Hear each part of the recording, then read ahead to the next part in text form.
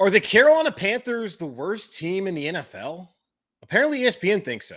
Really, ESPN? Also, Brian Burns is back after a week hiatus. Is it time to go ahead and get that man paid? And the Carolina Panthers have signed new players and waived the player who probably wasn't going to last very much longer. We'll talk about all that and more right here on Locked On Panthers. You are Locked On Panthers, your daily Carolina Panthers podcast.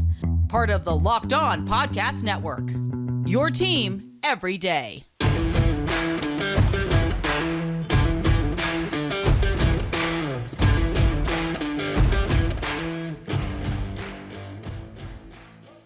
Welcome into another edition of the Locked On Panthers podcast, a part of the Locked On Podcast Network. I'm your host, as always, Julian Council, talking Carolina Panthers with you every Monday through Friday, your team every day. That's what we do here on the Locked On Podcast Network. Make sure to watch the show and subscribe to the show over on YouTube. If you don't check it out there, that's okay. We're on all the podcasting platforms out there, whether it be Apple Podcasts, Spotify, Google Podcasts, Odyssey, Stitcher. Make sure to rate, review, and subscribe to Locked On Panthers and all the other Locked On Podcast Networks podcasts out there so that you don't miss a single episode. And be sure to follow me on Twitter at Julian Council, where every single Friday I answer your weekly Friday mailbag questions. To get those questions into me, either at me at Julian Council, DM me at Julian Council, or leave a comment on today's show, Monday's show, Tuesday's show, or tomorrow's show on Thursday, and I answer your question this upcoming Friday on the weekly Friday mailbag. Just make sure, if you leave a comment here on YouTube, just put Friday Mailbag and your real name, and I'll answer your question in a couple of days' time.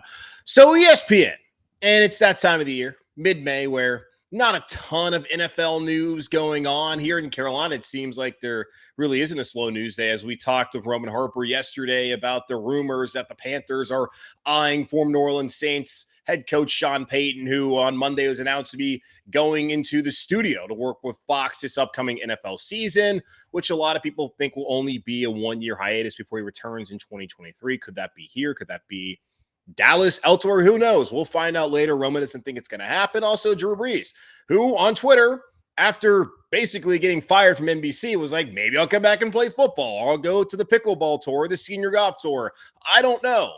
But the media is not going to say what I'm doing. I'm going to tell you what I'm doing. Never was he really all that serious. So all those guys getting linked to Carolina, which doesn't lead to many slow news days here, as we just finished up rookie minicamp this last weekend. And the Carolina Panthers have waived the player and added a player that we'll get into later. But ESPN.com put out their NFL power rankings, their post-draft NFL power rankings. And to add context to this, it's not just the 32 NFL Nation reporters, including David Newton, who covers the Carolina Panthers. It's not just Dan Orlovsky or Mina Kimes or Laura Rutledge or Marcus Spears of the NFL Live crew. It's not Adam Schefter. It's not just Todd McShay or Mel Kiper Jr. There's apparently a panel of 80 writers, editors, and TV personalities that evaluated how teams stack out throughout the season. And right now, that's how they're looking at the Carolina Panthers and the other 31 teams in the NFL. So it's pretty much everyone you've ever seen on ESPN you can go tweet at and be mad about the Carolina Panthers being ranked dead last in the National Football League post-NFL draft. Now, post-free agency, a couple weeks ago, the main part of free agency in mid-March, the Carolina Panthers were ranked 28th in the league, which I would think is a little bit low, but I kind of understand considering they hadn't fixed the quarterback position. There was still a massive question there at left tackle. Now, after the draft, they have a left tackle, Nicky Ekwonu, who they drafted 6th overall out of NC State. They've added Matt Corral in the 3rd round to come in and develop and maybe overtake Sam Darnold at some point this season. We'll see how things go, but there still is a large question mark at the quarterback position. But still, I don't see how you look at this Panthers team post-free agency and post the draft, where they've added a left tackle, where they've added a starting right guard in Austin Corbett, where they have added Bradley Bozeman to come in and compete and likely take the job at center over Pat Elflein. Brady Christensen, a 3rd rounder from last year, likely going to slide in at left guard. And you have a player who could be a Pro Bowler and eventually will be in Taylor Moton there at right tackle. That is a revamped offensive line when this was among one of the worst offensive line units in football last year. So you rebuild the offensive line, and you know football, you got to win in the trenches, and the Carolina Panthers should be able to do that. Defensively, yes, they lose Hassan Reddick. Yes, they lose Stephon Gilmore, who didn't play that many games for them. They lost some pieces that are certainly key, but you bring back Brian Burns, who just went to his first Pro Bowl. You have J.C. Horn, who there's a lot of expectations with, who hopefully can stay healthy this season. You have Dante Jackson back.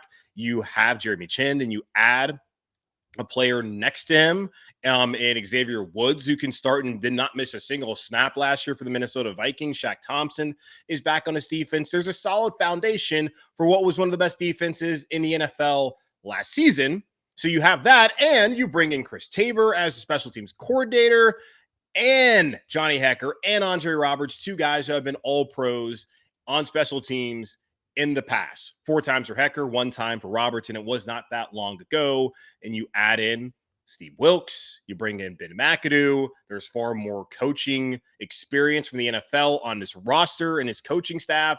But yet, the Panthers are ranked 32nd. They're the worst team in the NFL right now, according to these 80 writers, editors, and TV personalities who work for Mickey Mouse and the worldwide leader in sports. I'm confused. So you think this team is worse than the Falcons? We're going to either trot out Marcus Mariota, who's never been able to stay healthy in his entire career. And I love Marcus, but he's never been able to stay healthy. And he was replaced by Ryan Tannehill now, who might be replaced by Malik Willis, who couldn't beat out Bo Nix at Auburn. Okay. And Calvin Ridley's out for the entire season because, remember, he bet on football when he was injured last year, or he wasn't injured when he was taking time off for his mental health. And now he's suspended for an entire season. But the Falcons are better than the Panthers, apparently. The Falcons, who can't close out games and have one of the worst defenses in football. The Detroit Lions, perennially one of the worst teams in the NFL, who start Jared Goff at quarterback, who weren't good last year, even though Dan Campbell's team played hard and they're out there biting knees. They're better than the Panthers. The Jets, the New York Jets, with Zach Wilson, who was the worst of all the quarterbacks they played last season. The Jets are better than the Panthers. Really? The Texans, who everyone thought was tanking last season, then they fired David Culley. Now they have Lovie Smith, who did a great job in Chicago, then was at Illinois randomly for a couple of years, and now is just the Texans coach, and they don't seem to have any organizational direction. The Texans are better than the Panthers. The Seahawks, who traded away Russell Wilson and now are actively lying to themselves and the rest of the league, saying that they believe in Drew Lock. That's a better team. The Jags, the Giants, the Bears, who did nothing to help Justin Fields. You cannot tell me that those teams are unequivocally better than the Carolina Panthers. The Carolina Panthers are the worst team in the NFL right now. And I understand that. Yeah, I host a daily Panthers podcast. Yes, I grew up going to the games. Yes, I'm a fan of the team. But y'all, that is just out of bounds to sit here this time of the year. And it doesn't matter. Power rankings are meaningless, and any sort of rankings in the NFL are meaningless because it's not college football where you have this stupid ranking system that dictates who gets to play in the playoffs. In the NFL, you just got to win and you get an opportunity to play. It's not college football, which I still love, but still flawed system. The Falcons, the Lions, the Jets, the Texans, the Seahawks, the Jags, the Giants, and the Bears are not all better than the Carolina Panthers. Now, Seth Walder, he tweeted this out, and they have their football power index, which, the rating itself indicates approximately how much better or worse in points a team is predicted to be relative to an average NFL team on a neutral field. It is a predictive rating, which is important. Currently, the Carolina Panthers are ranked 25th, which would make a lot more sense to me than 32nd. 23rd, 24th, 25th, I'm totally fine with that when you still consider that Sam Darnold's probably going to start this season. The Panthers only have one reliable wide receiver. Is Christian McCaffrey going to be healthy? Is the offensive line truly going to be that much improved? I imagine that they will be. We still have to see on the field. And can the defense play the way that they played? And can they improve in special teams? There's plenty of question marks on this roster. But to sit here and think that they're the 32nd team in the NFL, dead last, that right now to me is just absolutely crazy. So go ahead. Tweet all these ESPN people, David Newton if you want, but really, go easy on David. And let them know that, guys, 32nd, what are we talking about here? How much more improved the Panthers going to be this year? I don't know. We looked at the schedule. We took inventory on the fact that they're playing the AFC North, and that Cincinnati on the road will be a difficult game. Of course, Pittsburgh is going to take over the stadium, going to Baltimore. I have not much confidence right now that they win that game. And in Cleveland, week 1, Deshaun Watson being with the league. We'll see whether he plays or not.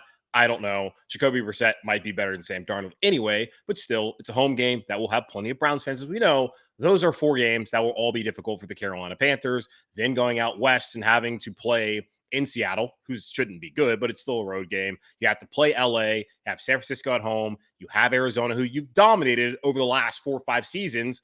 Those are still tough divisional game, tough games to play against those teams. So this schedule is never going to be easy. But the Carolina Panthers, roster-wise, talent-wise, coaching staff-wise now, I would say, are absolutely not the worst team in the NFL. So love the work that a lot of those folks do over at ESPN. But come on, man.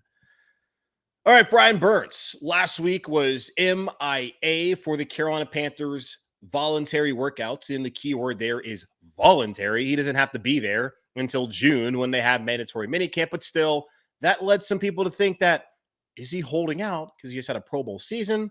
They had picked up his fifth-year option. It's time for him to possibly get paid. Is it? We'll talk more about that here in just a moment on Locked On Panthers. Y'all, I've been telling you about Built Bar ever since I took over this podcast. Imagine dipping your finger into that plastic tub of birthday cake frosting and then opening your eyes and realizing that it actually is a Built Bar puff with only 150 calories and 16 grams of protein. Well, that's exactly what it's like to eat a birthday cake puff from Built Bar. I just received mine last week, and I have never had anything like this before. They're available right now, but I can't promise you that they're going to be available tomorrow. So go to built.com right now and get them. And if you haven't tried the puffs, I'll let you on a little secret, because that's what friends do. It's chocolate-covered marshmallow protein bar. Yeah, you heard me. Delicious flavored marshmallow covered in 100% real chocolate. All Built Bar puffs and all Built Bars are covered in 100% chocolate. That means that with Built Bar, you can eat healthy and actually enjoy doing it as well. Go to built.com right now and use promo code LOCK15 and get 15% off your first order. Use promo code LOCK15 for 15% off at built.com. At this point of the offseason, there's a lot of manufactured drama, whether that's writers like Peter King, who I respect, does a great job. I read his Football Morning in America column every single Monday, but him coming out and saying, Drew Brees, he would make a lot of sense in Carolina. Come on, Peter, do you really think that's going to happen? Then I bring in a guy like Roman Harper, who played here in Carolina, still lives here in Charlotte, and knows Drew Brees personally enough to tell us that he's not going back to NBC, saying that ain't no way that's going to happen. Now, of course, there's some universe that might be out there, and that might be the one that we live in, where Drew Brees does become a Carolina Panther. But the last time we saw Drew Brees in the divisional round against Tampa Bay, dude could barely throw the ball 10 yards, and it was brutal as I was there cackling on the floor watching Drew Brees' career go up in flames. Now, he'll be a Hall of Famer. He got the last laugh. He never was an MVP, which is still weird, but who cares? And he won a Super Bowl. So Drew Brees had a great career, and now he's having a terrible television career, but we have guys like Greg Olsen who we can sit back and watch and talk about how great they are, even though they might not have the credentials of Drew Brees. Either way, there's those sort of manufactured items. We can also bring up the video with Davante Adams, who was speaking to the Raiders.com and talking about how a team I thought was going to draft him was the Carolina Panthers. I talked to him a ton coming out of Fresno State, but instead they took Kelvin Benjamin. And I had people DMing me upset about, oh my God, how can we not take Davante Adams? Okay, guys, I understand your frustration. Kelvin Benjamin actually had a great rookie year. He got injured, and we were like, oh my God, what are we going to do here in 2015? Went on to the Super Bowl. Cam Newton was MVP. Dragged that team with Brenton Burson and with Jericho Cotchery, Greg Olsen, who's obviously great, but the only reliable receiver, and he wasn't even a wide receiver. You had Devin Funches. You had Philly Brown. You had all those guys, Ted Ginn, and they were just fine without Kelvin Benjamin, who, of course, we know didn't turn out to be great and didn't give much effort. And quite honestly, just never stayed in shape. And, God bless him. The dude dealt with personal issues, but he just didn't have the wherewithal to stick around in the National Football League. So certainly you can look back, hindsight's 2020, and be like, wow, Davante Adams looked like he's headed to Canton, and we didn't take that guy. Why even get upset about stuff like that? And why even get upset about things like last week when Brian Burns was absent from, again, voluntary workouts? But we love to do this because we got to find something to talk about. Hey, I do a daily podcast, so I kind of need something to talk about as well. But we like to kind of make more out of things than what they actually are. And really, Matt Rule, the Carolina Panthers head coach, told us this weekend at rookie minicamp that actually, guys, it's not that big of a deal. He went home to Florida to handle some things, and I'm sure he'll be here soon. And by soon, well, it was Monday, where Brian Burns was back at the Panthers facility there on Mid Street and over on Cedar Street at the practice facility, back in his Carolina Panthers uniform, preparing for the 2022 season and the rest of the offseason program. And it's not And I get it. There are times where you see guys like Baker Mayfield who wants to be traded, who's not showing up, which is a completely different situation. You see like guys like Deebo Samuel who's put in a trade request, who's not showing up. And we've seen those scenarios. And hey, if you've played well in the NFL, like Burns has done, and you want to protect your body, I totally get it. Why show up for this portion of the offseason? Now, mandatory minicamp, you should show up because you would get fined, and he has not made a ton of money yet. Yes, he has a $16 million fifth-year option that will get during the 2023 season, but he's still a year and a half away from recouping that money, and that will be great when he does get it, and he certainly is deserving of it. But right now, Brian Burns, I don't think is in line to get paid. And we've talked about this before, the way the Carolina Panthers really should go about business and the way the NFL typically goes about business with these kind of players, unless you're a quarterback. And this has been what has upset Kyler Murray there in Arizona. We've seen guys like Patrick Mahomes, Josh Allen recently, after their third season, get paid. Now, quarterback's totally different. So you can't sit there and wait too long with them, just knowing what the market is, where it's $40 million a year. That's the going rate for quarterbacks. So you can't sit around and wait. Now, with the defensive end, it's in a way similar because these guys can make $20+ million per year. They play a premium position, especially when you consider it is a quarterback-driven league. So you need guys like Brian Burns who can get off the edge, who can wreak havoc in the backfield, and especially someone like Burns who offers no issues off the field, has been a fantastic leader, works hard, and is a pillar of the, I guess maybe not go that far, but he has been a great member of this community here in Charlotte and across the Carolinas. Like, those are the guys that you obviously want to reward, especially someone who might not be drafted by Matt Rule or by Scott Fitterer or this regime, but still someone who is drafted and developed here in Carolina has turned into a very good player. All that being said, I don't think it's really time for him to get paid. And that's why I was kind of looking at it and people were freaking out. I was like, okay, well, he just had one Pro Bowl season, which is why now he's getting $16 million in 2023. It was a no-brainer to pick up the fifth-year option. Scott Fitterer said for weeks that they were going to do it. He waited until the last minute, basically get it done. I don't know. Maybe they were talking to his representation about going and getting an extension done. I don't know what they were doing. They could still potentially be talking about that. But as we saw with DJ Moore, I think it's the same approach the Carolina Panthers need to take. DJ Moore looked good for the first 3 years of his career. Last year around this time, they picked up his fifth-year option, which made perfect sense to do that. Unlike with Sam Darnold, which didn't make a lot of sense, but I understand why they did it. But that's based off of production. DJ Moore earned it. And after the season, after playing well in his fourth year in the NFL, they've extended him.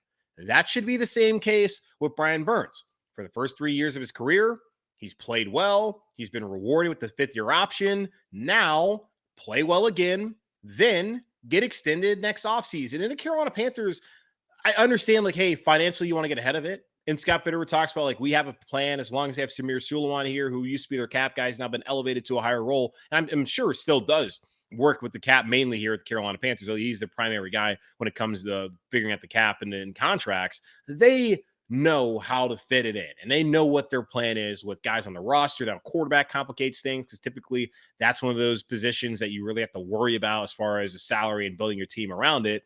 And if Matt Corral, especially on a third-round draft salary, turns out to be the long-term guy, at least for the next, 3 years after the season, the Carolina Panthers are in fine position to work around his deal, especially since he's not a first-round pick, and that would be a far more money to work with. But with Brian Burns, same thing they did with DJ Moore should be the same way they do it. He performs well again this year. They extend him next season. And, hell, the NFL has certain avenues and things that the NFL, that the organizations can use to delay payment. Like, they don't necessarily have to pay him next offseason. They could wait till after his fifth year and then franchise tag him, like we saw with Taylor Moton, who, of course, was not a first-round pick, and they had played 4 seasons, and that was the best way to go about it for them. And then you have until July 15th to figure things out of that season after you franchise tag him. If they want to go down that route, they can certainly do it. But getting concerned about Brian Burns in his future here in Carolina, I get that Scott Fitterer has talked about, hey, maybe we'll draft a defensive end. Who knows? So we got to find a way to, just in case if Brian leaves. They want Brian Burns here. And I expect Brian Burns to be here for as long as he wants to be here in Carolina. And, of course, as long as they want him to be here in Carolina, because it is a two-way street. But Brian Burns right now, is it pertinent that he gets paid right away? No. But he will get paid. So I caution y'all not to get too caught up in him being absent unless he does eventually come out and say from his agent that, hey, pay me or I'm not going to show up, which right now, I don't think that's the best move for him or for the Carolina Panthers. All right, the Carolina Panthers have made some moves post-rookie minicamp, including letting go of a player who, well, if we're being honest, probably wouldn't have been here that long if it weren't for an injury last season. We'll talk about who that is and who they've added here in just a moment on Locked On Panthers. Our partners at BetOnline continue to be the number one source for all your betting needs and sports info. Find all the latest odds, news, and sports developments, including this year's NBA playoffs, Stanley Cup playoffs, Major League Baseball scores, fights, and even next season's NFL futures. BetOnline is your continued source for all your sports wagering information, from live betting to playoffs, esports, and more. Head to the website today or use your mobile device to learn more about the trends in action. BetOnline, where the game starts. The Carolina Panthers have been extremely active when it comes to the position of cornerback. As we know, they've drafted J.C. Horn last year in the first round at 8th overall. Then they traded a 3rd-round pick and Dan Arnold to the Jacksonville Jaguars for a former top 10 pick in C.J. Henderson. They have extended down, or they've re-signed Dante Jackson. They traded for Stephon Gilmore. They brought in A.J. Bouye, then recently cut him this offseason. But they spent a lot of resources on finding cornerbacks. They drafted Keith Taylor. They've drafted Stan Thomas Oliver. They brought in Chris Westry now. They are pretty, well, I don't know how deep they're at that position group, but they've spent a lot of assets and resources in that position group, and including a 4th-round pick back in 2020 on Troy Pride Jr. from Greer, South Carolina, a Notre Dame alum who started 8 games as a rookie here in Carolina. Then going to last season, he was kind of on the fringe of whether he would make the roster, kind of a shorter guy, doesn't have the longest of arms, doesn't fit the mold of the corners that you saw there in Seattle when Scott Fitterer was there. And now what he's looking at when you have players like Keith Taylor, like J.C. Horn, like Westry, and like C.J. Henderson. But, Dante Jackson doesn't necessarily fit in that mold, but Dante Jackson has certainly already proven himself so far in the NFL through 4 seasons to be a solid number 2 option there at corner, opposite of who they hope to be their number 1 guy for a long time in J.C. Horn. Troy Pride Jr. was pretty much on the outs and probably would have been cut last season had he not suffered an ACL injury there in week 1 of the preseason on the road in Indianapolis. And I told y'all at the time, if you listen to the podcast, that maybe this was a blessing in disguise for Troy Pride. He gets injured, he stays on the roster, he rehabilitates, and maybe he can come back next season and to make the team. But also when talking about the depth chart post-NFL draft here for the Carolina Panthers a couple weeks ago, I found it hard to believe that he would make the team considering all the factors I just brought up there just a moment ago. And, well, Carolina Panthers didn't delay it. On Monday, decided to waive cornerback Troy Pride Jr.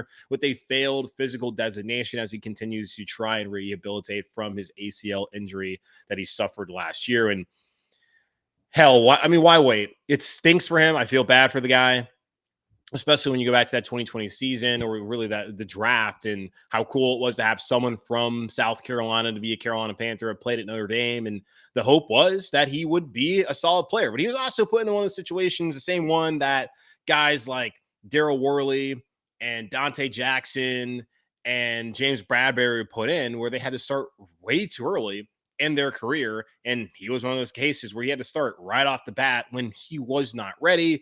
And as we saw, he got exposed in his rookie year, played way too many snaps, and that was good for experience. But you don't want to put guys out there before they're ready because you have the chance to mess them up, which might have happened to Troy Pride.